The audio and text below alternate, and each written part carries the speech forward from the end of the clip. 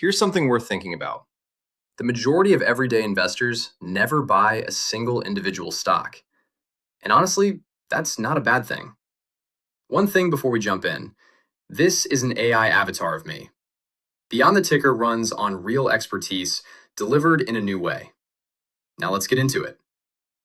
Welcome back to Beyond the Ticker. Today we are going to break down the most common ways to invest in stocks, or the equity market. The market has evolved to give investors a lot of different ways to participate in equities without having to pick individual companies yourself. Today, we're breaking down 3 of the most common: unit investment trusts, ETFs, and mutual funds. They all give you access to stocks, but how they're built, how they're managed, and who they're built for are completely different conversations. Let's get into it. Quick foundation first. If you've seen our Stocks 101 video, you know that a stock represents ownership in a company. Everything we're covering today is a vehicle that holds stocks inside of it. You're still getting exposure to the equity markets. You're still participating in the growth and the risk that comes with that. The difference is in the structure, and structure matters more than most people realize. Let's start with something you may not have heard much about: a unit investment trust, or UIT. A UIT starts with a portfolio manager who assembles a specific collection of stocks. Maybe it's 30 companies across a particular sector. Maybe it's a broader basket designed to reflect a slice of the market. Whatever the selection, once that portfolio is built, it's locked in. The stocks are chosen, the trust is created, and from that point forward, nothing changes. There's no manager actively trading in and out of positions, no adjustments based on market conditions. The portfolio simply holds what it holds. And it does that until a specific end date, called the termination date, that's built into the trust from day one. When that date arrives, the trust wraps up and investors receive the value of their holdings at that time. That structure gives a UIT something the other vehicles on this list don't have: complete transparency and a defined timeline. You know exactly what's in it from the start. You know exactly when it ends. There are no surprises in terms of what you own, and there's no ongoing management fee eating into your returns over time because there's no ongoing management happening. It's a fixed vehicle with a fixed purpose. We're going to be coming back to UITs in much more depth in future videos because there's a lot more to unpack there than one segment can cover. Now let's talk about mutual funds, because they've been around the longest and represent the most traditional approach to pooled investing. A mutual fund also holds a basket of stocks, but the similarity to a UIT mostly ends there. A mutual fund is actively managed. There's a professional fund manager, or a team, whose entire job is to research companies, make buy and sell decisions, and adjust the portfolio regularly with the goal of outperforming the broader market. The portfolio on day one could look completely different from the portfolio 6 months later. That's by design.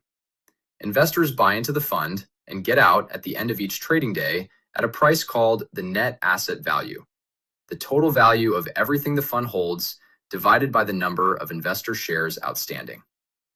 You can't trade in and out during the day the way you can with a regular stock. That active management has a cost. Mutual funds carry higher fees than most other options, and those fees come out whether the fund performs well or not. The ongoing debate in the investing world has always been whether that active management consistently justifies the cost. It's a nuanced conversation, and one worth having on this channel down the road. ETFs, exchange-traded funds, took a lot of what made mutual funds popular and rebuilt the structure from the ground up. Like a mutual fund, an ETF holds a collection of stocks. But unlike a mutual fund, an ETF trades on an exchange throughout the day, just like an individual stock does. You can buy it at 10 in the morning and sell it at 2 in the afternoon if you want to.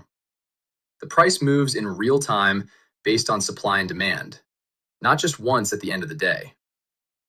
The other major difference is management style. Most ETFs are passively managed, meaning instead of a team of analysts making active decisions, the fund simply tracks a predetermined index or benchmark. It buys what the index holds and adjusts only when the index itself changes. That passive approach dramatically reduces costs, which is a big reason ETFs have grown so quickly in popularity over the last 2 decades. So, compared to a mutual fund, you get more flexibility in how and when you trade, and you typically pay less to own it. Compared to a UIT, the portfolio isn't fixed. It will shift over time as the underlying index changes. And there's no defined end date.